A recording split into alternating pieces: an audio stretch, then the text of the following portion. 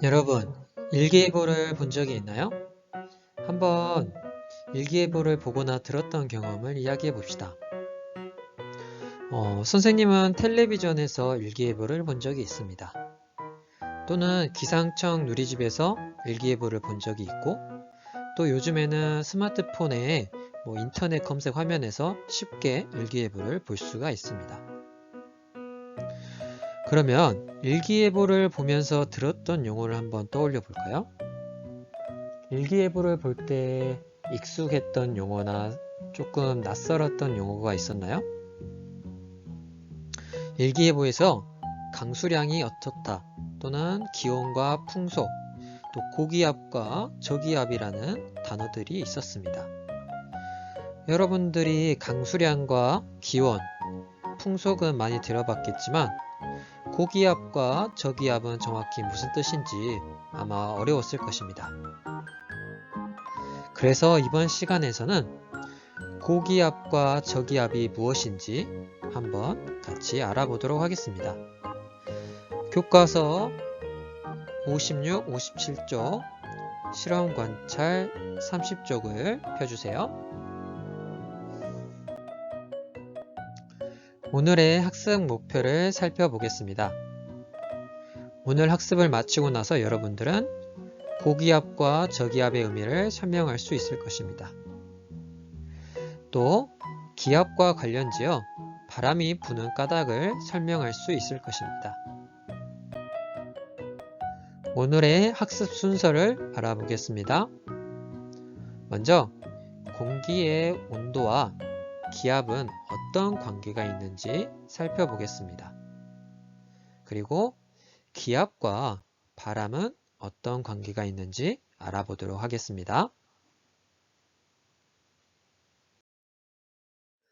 자, 먼저 공기의 온도와 기압의 관계를 알아보도록 하겠습니다. 근데 아까 여러분들이 기압이 계속 나왔는데 기압이 무슨 뜻인지 정확히 모를 수가 있습니다. 우리 기압, 무슨 뜻인 것 같습니까? 우리 기압, 뭐의 줄임말 같아요?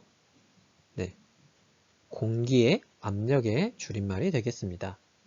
한마디로 기압은 지금 우리가 무게를 재고 있는 것을 볼 수 있는데요.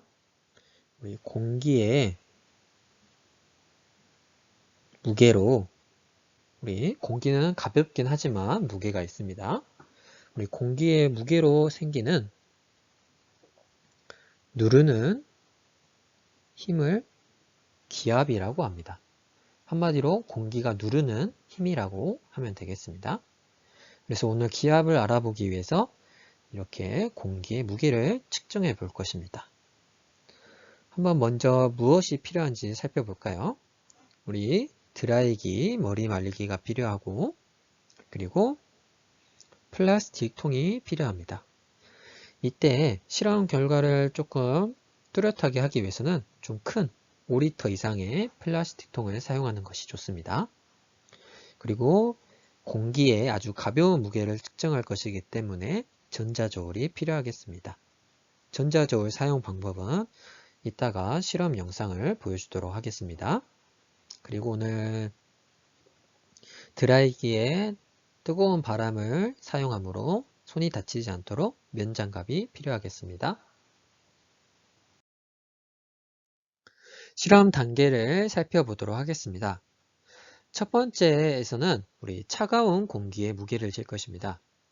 우리 차가운 공기를 무게를 잴 때에는 이 플라스틱 통 안에 차가운 공기를 넣어야 하는데요.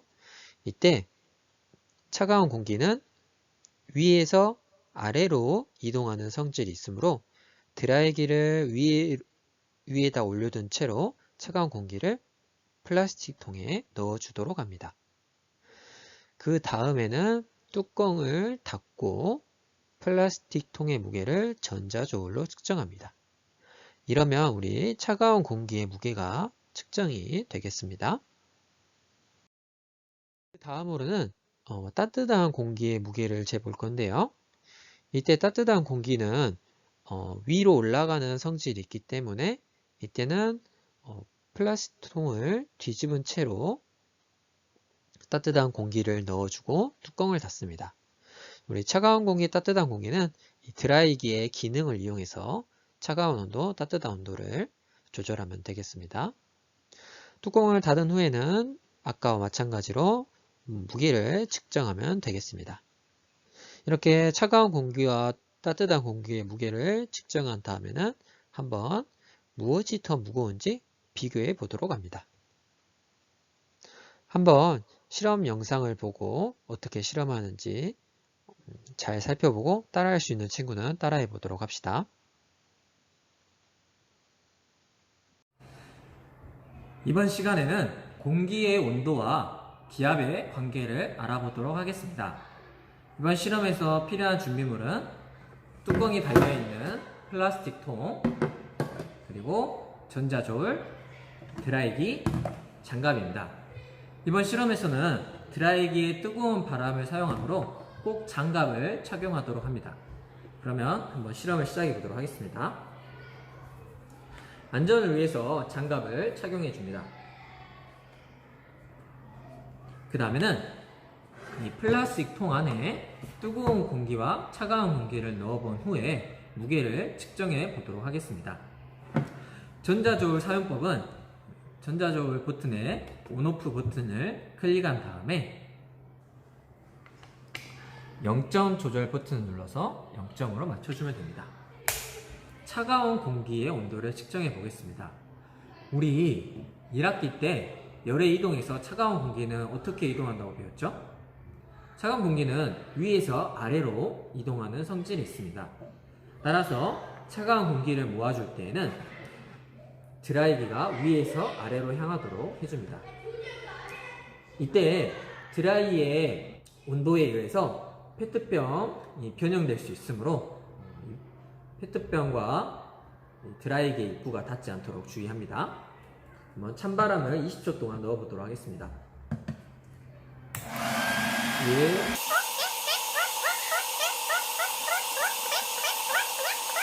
5, 20. 찬바람을 넣은 후에는 뚜껑을 닫아주고 전자저울에 올려서 무게를 측정하여 줍니다. 찬 공기의 무게는 241.2에서 3g 정도가 나오는 것을 확인할 수 있습니다.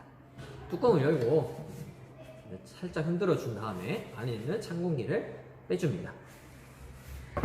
이번에는 따뜻한 공기를 넣어 볼 건데요. 따뜻한 공기는 어떻게 이동하죠? 아래에서 위로 이동하죠. 그래서 이번에 따뜻한 공기를 모을 때에는 드라이기가 아래에서 위로 향하도록 해서 바람을 모아줍니다.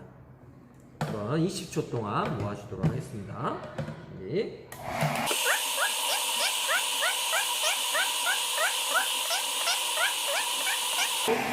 이렇게.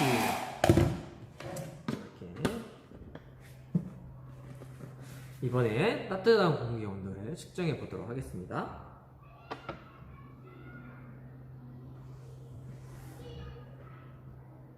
(240.8g으로) 차가운 공기보다 더 가벼운 것을 확인할 수 있습니다. 이렇게 온도에 따라서 공기의 무게가 달라지는 이유는 무엇일까요? 따뜻한 공기는 공기의 입자 운동이 활발하기 때문에 이 같은 통 안에 들어갈 수 있는 입자의 수가 적습니다. 그래서 따뜻한 공기는 더 가볍고, 차가운 공기는 입자의 운동이 활발하지 않기 때문에 여기 통 안에 더 많은 공기의 입자가 들어갈 수 있습니다. 그래서 따뜻한 공기보다 더 무거운 것입니다. 이렇게 공기의 무게가 무거운 것을 고기압, 공기의 무게가 상대적으로 작은 것을 저기압이라고 합니다. 이상으로 이번 실험을 마치도록 하겠습니다. 한번 실험 결과를 정리해 볼까요? 실험 관찰 30쪽을 펴주세요. 우리 차가운 공기를 넣은 플라스틱 통과 따뜻한 공기를 넣은 플라스틱 통의 무게를 한번 적어보도록 합시다. 여러분들이 실제로 무게를 측정해 보았으면 여러분의 결과를 적고, 실험하기 어려운 상황이었다면 선생님의 영상을 살펴본 다음에 무게를 적어보도록 합시다. 영상을 멈추고 적어보세요. 다 적어보았나요? 우리 차가운 공기를 넣은 플라스틱통의 무게는 241.2g, 따뜻한 공기를 넣은 플라스틱통은 240.8g이 나왔습니다. 우리 차가운 공기와 따뜻한 공기의 무게를 비교해서 다시 실험 관찰 30쪽에 적어봅시다. 앞에 1번의 결과를 바탕으로 무게가 얼마만큼 차이 나는지 적어봅시다. 다 적어보았나요? 네. 우리 차가운 공기가 따뜻한 공기보다 더 무겁다는 것을 알 수가 있었죠. 한 0. 몇 g의 차이밖에 나지 않았지만 우리 아주 가벼운 공기라고 생각을 했을 때 이 정도 무게 차이는 꽤 많이 나는 거라고 생각할 수 있겠습니다. 그러면 공기의 온도와 기압의 관계를 알아보도록 합시다. 우리 오른쪽 그림을 한번 보고 일정한 부피에서 차가운 공기가 따뜻한 공기보다 무거운 까닭을 한번 생각해서 적어보도록 합시다. 영상을 멈추고 그림을 잘 살펴보고 나서 답을 적어보도록 합시다. 다 적어보았나요? 네. 우리 차가운 공기는 따뜻한 공기보다 일정한 부피에 들어있는 알갱이의 양이 더 많기 때문에 무겁다고 볼 수 있겠습니다. 사실 공기 자체가 무겁다기보다는 우리 일정량의 부피, 우리 이번 시간에서 했던 거는 플라스틱통이 되겠죠. 같은 부피에 있는 플라스틱통 안에 우리 차가운 공기는 똑같은 공기의 양이, 알갱이의 양이 더 많이 이렇게 들어갈 수 있고 따뜻한 공기는 알갱이 양이 이렇게 적게 들어갑니다. 이 이유는 따뜻한 공기가 조금 더 활발하게 움직이기 때문입니다. 그러면 고기압과 저기압의 의미를 한번 알아볼까요? 한번 화면을 멈추고 우리 앞에 3번에 했던 적었던 것을 바탕으로 우리 차가운 공기와 따뜻한 공기 그리고 고기압과 저기압의 의미를 연관지어서 적어보도록 합시다. 영상을 멈추고 천천히 적어보세요.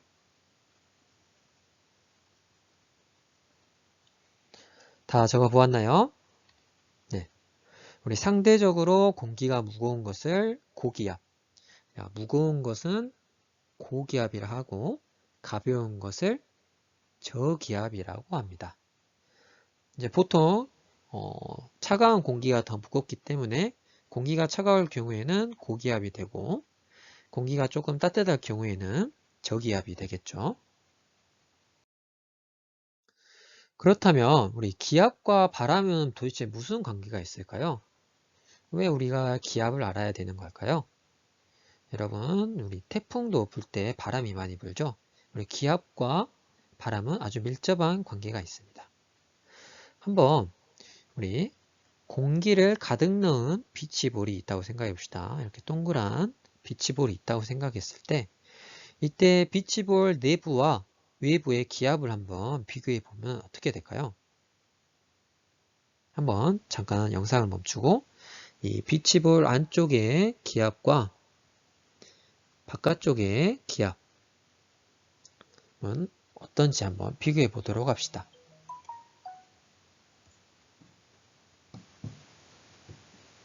다 적어 보았나요? 네. 비치볼 내부는 외부보다 공기의 알갱이가 더 많으므로 비치볼 내부가 고기압이 되고 외부는 저기압이 됩니다. 우리 비치볼 입구가 열려 있을 때에는 바람을 넣기 전에는 비치볼이 쭈글쭈글 하잖아요. 근데 우리가 여기서 우리가 입으로 공기를 더 많이 집어넣어 주었기 때문에 비치볼에는 공기 알갱이가 평소보다 더 많이 들어가게 됩니다. 한마디로 내부는 공기 알갱이가 더 많으니까 어떻게 되겠습니까? 무거워지겠죠. 그러므로 고기압이 되고 이제 상대적으로 비교했을 때 내부에 비해서는 우리 외부는 공기가 조금 덜 차 있기 때문에 저기압이 된다고 생각할 수 있겠습니다. 자, 그렇다면 이런 공기가 가득 차 있는 비치볼에 구멍이 난다면 어떤 현상이 일어날지 한번 생각해 보도록 합시다. 영상을 멈추고 한번 적어 보도록 합시다.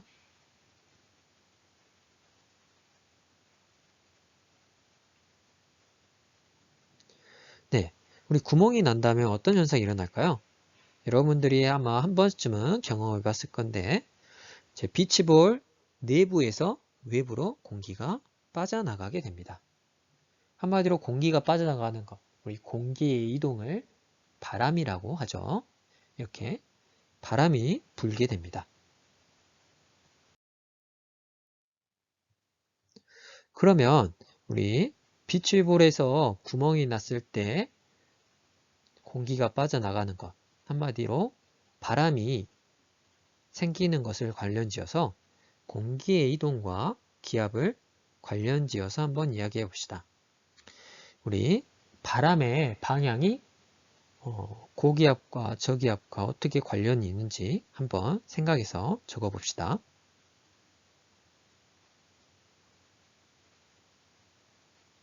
한번 잘 생각해 보았나요? 네. 우리 공기는 고기압 쪽에서 저기압 쪽으로 이동하게 됩니다. 우리 공기가 가득 찬 비치볼은 고기압이라고 했죠. 그리고 상대적으로 비치볼의 외부는 저기압이 된다고 했습니다. 그런데 이때 비치볼에 구멍이 생기면 공기는 어디에서 어디로 이동하죠? 비치볼 내부에서 바깥쪽으로 이렇게 공기가 이동하게 됩니다. 따라서 우리 이런 비치볼의 사례를 통해서 공부를 해보면 공기는 항상 고기압에서 저기압으로 이동하는 것을 알 수가 있습니다. 그냥 간단하게 생각해도 고기압은 알갱이가 훨씬 더 많기 때문에 알갱이가 많기 때문에 우리 구멍이 뚫어져 있으면 어떻게 될까요? 알갱이가 적은 쪽으로 이 알갱이들이 빠져나오게 되겠죠. 그럼 이렇게 고기압에서 저기압으로 공기가 이동하는 것을 무엇이라고 할까요? 우리 앞에서 선생님이 간단하게 이야기했죠. 이렇게 공기가 이동하는 것을 우리 바람이라고 합니다.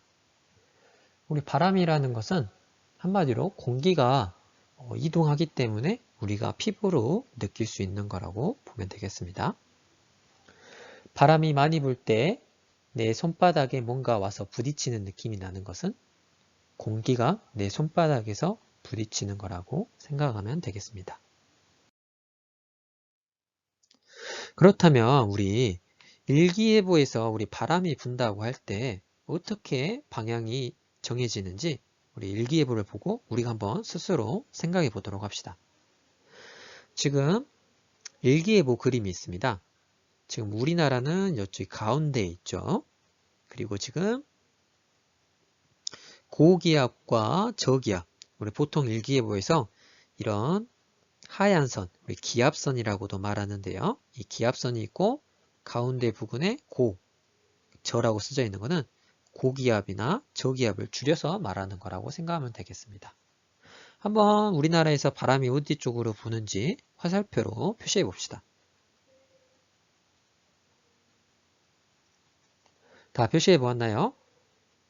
네. 바람은 아까 앞에서 공기는 고기압에서 저기압, 한마디로 바람이 고기압에서 저기압 방향으로 이동한다고 그랬죠? 우리 이렇게 분다는 것을 알 수가 있습니다. 그럼 그렇게 예상한 까닭은 무엇인가요?